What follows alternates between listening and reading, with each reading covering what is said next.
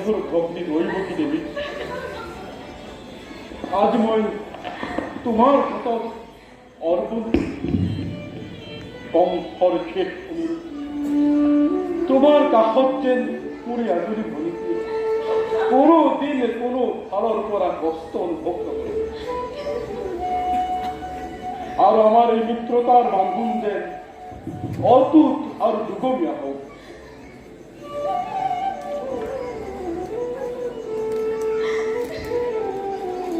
স্নেহর ধনীতি মন তোরা যে বিদায় কম্পর তুমি করে কর্তব্য চালনা করি তুমি যদি কেমন মানসিক আঘাত দিছি আজ এই বিদায় শোনো তোর সকল পাহরি যাবি বলি সকল পাহরি যাবি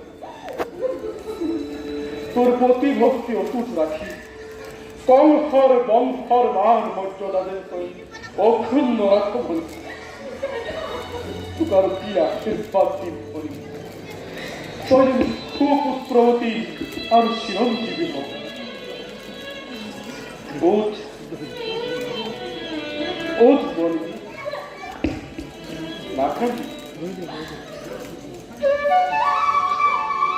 আজ মই নিজ হাতে রথ পরিচালনা করি ওই আমি পতির দিব আহা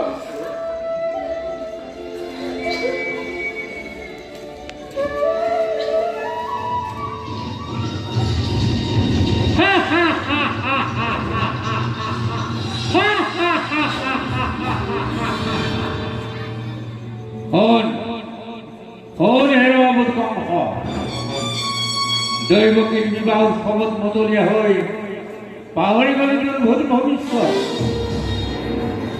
তেন্তে তোৰ সেই স্নেহৰ ভগ্নী দৈবকে গৰ্ভজাত অষ্টম সন্তানে নিধন কৰিব তো কবলীলা ক্ৰমে প্ৰস্তুত হ তই মৰণৰ বাবে।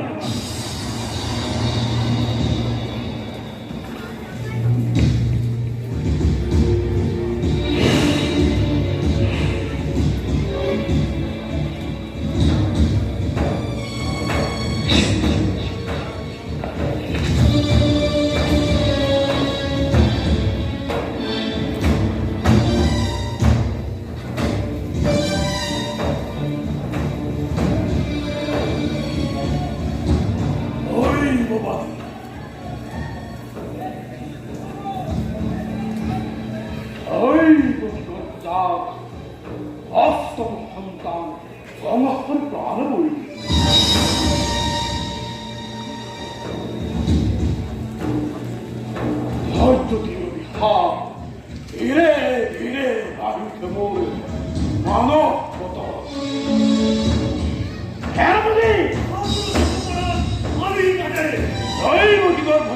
অষ্টম সন্তান হব কংসর প্রাণময়।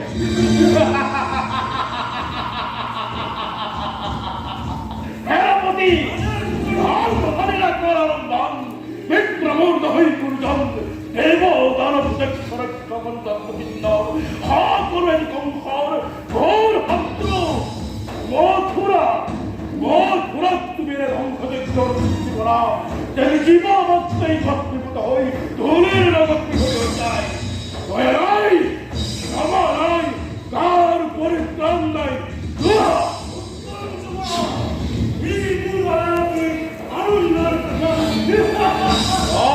সেনাপতি শান্তে অপেক্ষা করা অপরাধ হই গুরু মথুরার কথা হাল বলে বুঝিস মই অপরাধ কেবল কংসর আর তার ভাবে কংসই করিব তার উচিত প্রতিকার।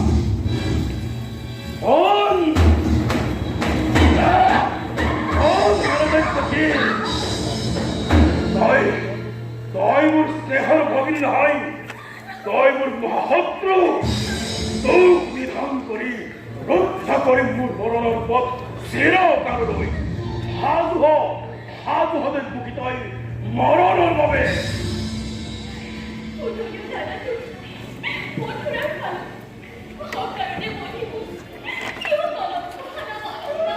অকারণে পাগলী অপরাজিত হয়তো সত্য কিন্তু কিন্তু ক্ষীরস্থিত কৰি যদি তোক মোৰ প্ৰাণ বৈদিক মই মূৰতেই নিৰ্মূল কৰোঁ তেন্তে অপৰাধটো কম হওক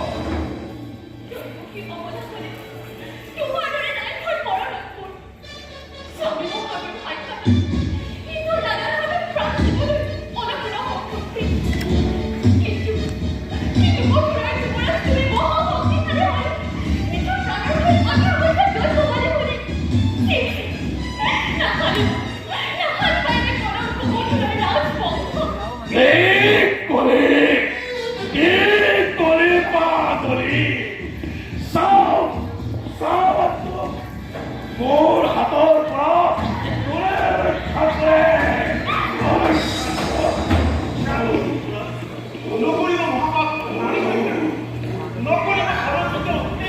আৰু এই ভয়ত কম হৈ কৰিব লাগে মৰণ মৰণ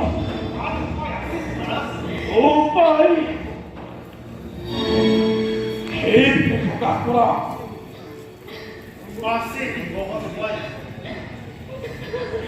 দৈৱকী নহতে মৰম আৰু আপোনাৰ নহয় প্ৰতিজ্ঞা কৰি কৈছো মই দৈৱকীৰ সন্তান জন্ম মাত্ৰেই আমি কি একে একে আপোনাৰ হাতত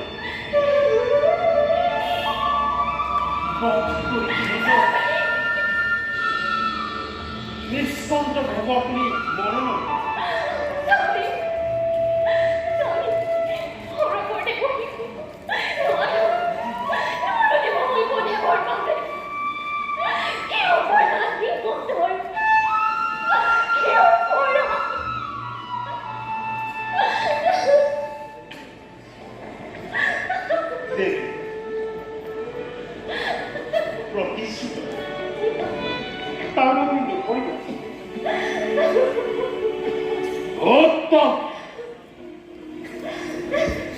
কিন্তু ভাবিছ বহুদে বাৰে বাৰে প্ৰতিজ্ঞা পালিব তোমাৰ বাৰে বাৰে বিসৰ্জিব তুমি সন্তানৰ স্নেহ যদি পাৰা নাই মোৰ অলপ আপত্তি চিন্তা নকৰিব যুৱৰাজ প্ৰাণান্তিক প্ৰতিজ্ঞা আমি নকৰিম বেশ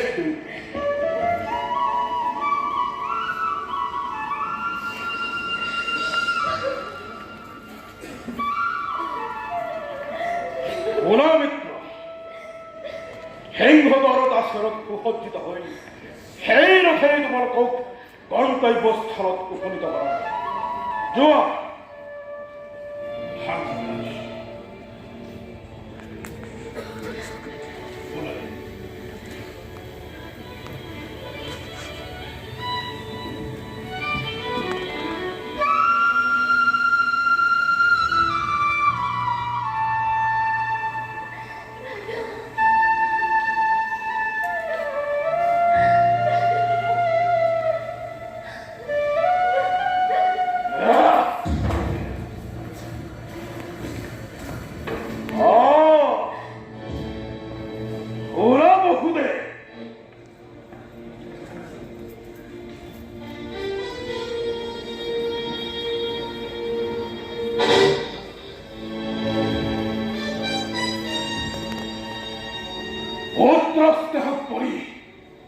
তুমি যদি প্ৰতিজ্ঞা ভংগ কৰা তেন্তে তেন্তে